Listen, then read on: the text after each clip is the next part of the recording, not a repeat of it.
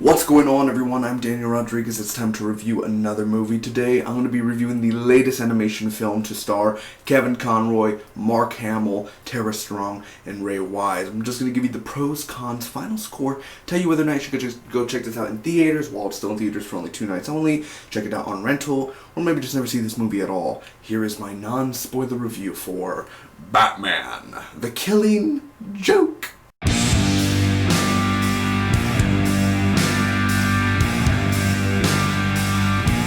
Full disclaimer before I start this review, I have not read the graphic novel The Killing Joke. But of course I am aware of Kevin Conroy and Mark Hamill's history of playing these iconic characters, Batman and the Joker. I grew up watching the Batman the Animated Series. But definitely, for sure, after watching this film, I do want to pick up the comic and give it a read. First off, as expected, the voice acting is great. Kevin Conroy doesn't disappoint as Batman.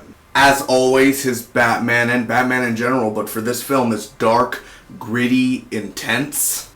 It's like he doesn't even give a shit. Mark Hamill returns as the Joker, and of course, he is fantastic. Tara Strong plays Barbara Gordon, aka Batgirl, and I mean, what can I say? She's a freaking badass. Especially, I think Barbara Gordon has one of the best fights and action scenes in this film. The only voice I wasn't a big fan of was Ray Gunn as Commissioner Jim Gordon. I just didn't like his voice. It didn't fit with the character, the body of Jim Gordon. But there are a few good lines delivered emotionally by Ray Wise as Jim Gordon towards the end. I enjoy the animation in this film, but there are a few scenes that really take me out of the film, is where it turns to CGI, like a helicopter's completely CGI, and not like CGI like real life, like special effects, but like almost like a low-res CGI Telltale video games, you know, like graphics for a video game. That was the only thing I didn't like about the animation. Besides that, like, its main full-on animation was pretty beautiful and it fit the tone for the story. Which all I'll say is I love the way that they ended up doing the Joker's backstory. It was emotional. I did have at least a few tears in my eyes kind of building up within his backstory. And that I did not expect, but I guess you can say you do feel for the guy. Now, while the film has good animation and awesome fighting and Batman and Batgirl and all that stuff, and Joker's funny, and it shows his backstory, the story itself is not all that well explained. Now, literally, the first 25 to 30 minutes of this film is kind of Batman and Batgirl in a sense of showing either Barbara Gordon in her daily life and then her kicking ass at night. And there's this villain within the first 30 minutes of this film. I won't say who or what. I don't even know really who he is. But there's this villain, and that's the first 30 minutes of the film. It's just like, he's all about Barbara Gordon and all this stuff. And the thing is that, why? It's an hour and 35 minutes, but why, or an hour 35 or hour 30 minutes of a film, why did you waste 30 minutes of my time with this storyline? I do love Barbara Gordon's point of view in a film, and I would actually love to see an animated film just about Barbara Gordon, Batgirl. But literally, you could have had that 30 minutes and shaved it down to 10-15 minutes, and Batgirl still would have had a big impact on the film like she did. Let's be honest, I'm pretty sure most people, when they're walking into the theater, or whether you watch this on rental or not, you want to see Batman and the Joker, and it doesn't happen. Literally, you don't see the Joker till 30 to 35 minutes into the film, and then it's not really explained on, you know, where he's at in the film. They never explain how this happened or how that happened. There is no explanation. And that's just kind of the thing with the story, is that the story is not that well explained. Sure, there's cool moments in the story and it steals from the graphic novel. Awesome.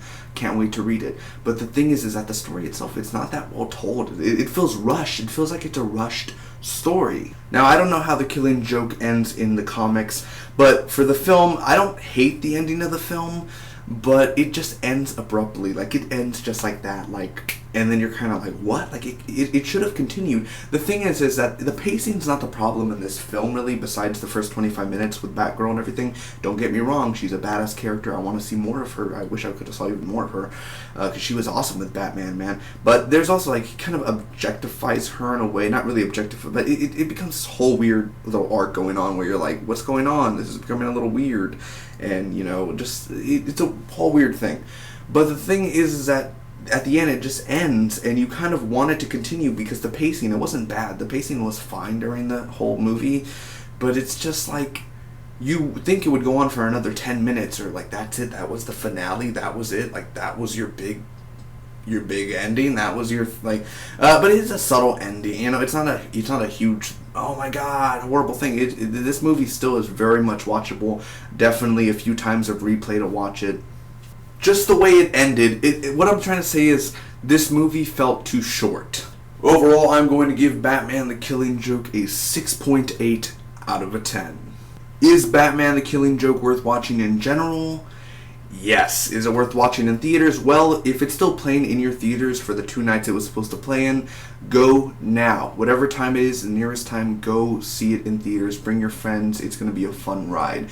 And if you don't make it while it's in the run in the theaters, which probably they'll extend it, I'm pretty sure they probably will if it's doing good in sales. If they do, go check it out in theaters. If they don't, make sure to rent it and check it out. Or even just, it's all on you, man, but I would say definitely rent it. Try it out. It is a fun ride. The action's fun. The voice acting's great. The animation's good.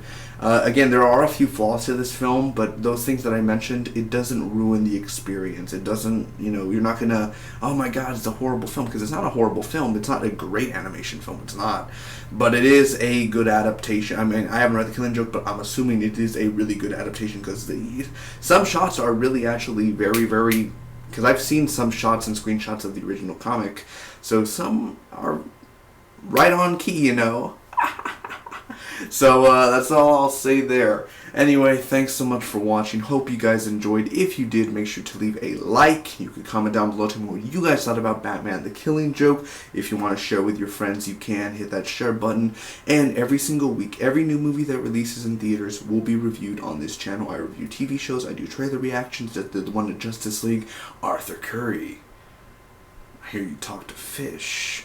Anyway, from trailer reactions to movie reviews to TV show reviews to video games on live streams, a bunch more, man. So if you want to see more, hit that subscribe button. Thank you so much. Make sure to go see Batman the Killing Joke, whether it's in theaters or rental, because it is a good time. It's not a great animation film, but it is a good time. And it's Batman. Swear to me! Such a great time. It was a great fun time. A great theater that I was in, man. A lot of great crowd, I guess I should say, clapping and everything, man. Batman the Killing Joke. Batman. I am vengeance. I am the night. I am Batman.